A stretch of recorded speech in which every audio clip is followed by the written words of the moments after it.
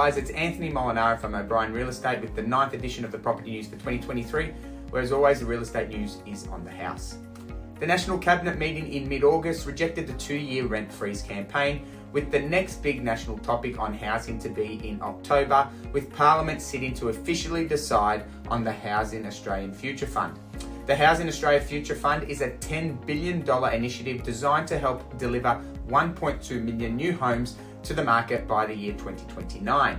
The scheme will focus on states and territory zoning and planning reforms for medium to high density living, with the states to be incentivised to make reforms to encourage and speed up private construction. The government agency NHFIC, however, still forecasts 175,000 dwellings to still be undersupplied by the year 2027. Now, over August in Victoria, the REIV reported another strong auction clearance rate of 74.5% for the month. Home values at Melbourne Metro have increased slightly each month over the last 6 months, with home values for house and units so far this calendar year up 1.7%. Although a slow recovery, further moderate increases can be expected, with interest rates considered to have peaked, which will help both buyers and sellers to comfortably commit to transacting further in this market. With the confidence, prices will continue to moderately increase, with living pressures starting to ease.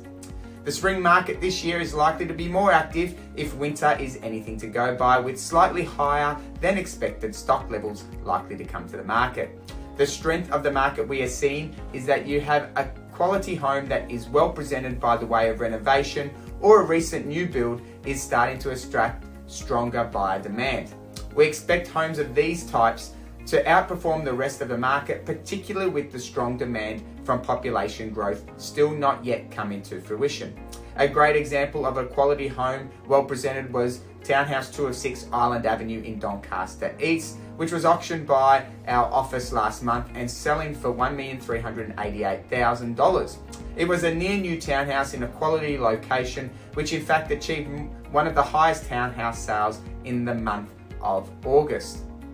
Now, if we specifically look now at the Home Values Index as reported by CoreLogic, Melbourne Metro median prices in August for all dwelling types produced an overall increase of 0.5% as reported by CoreLogic, whereas Regional Victoria, which was once everyone's solace during lockdown, was again the decliner, falling 0.6% for August.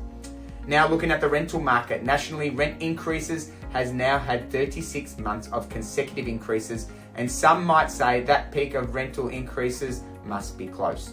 However, Melbourne is still the cheapest capital city to rent in, and as a yield to property investors, it is producing the second worst returns of all capital cities at only 3.5% across all dwelling types.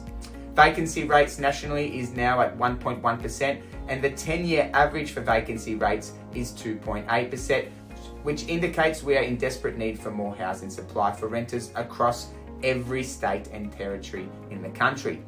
Now, lastly, lending indicators were released by the Australian Bureau of Statistics yesterday, and new lending for investors was down again for July and is now 7.2% down on the annualised basis. However, with 3 of the 4 big banks saying interest rates have peaked in June, we believe investors will start returning to the market this spring, and with Westpac predicting the rate cuts to commence as early as March 2024, the timing can't be any better.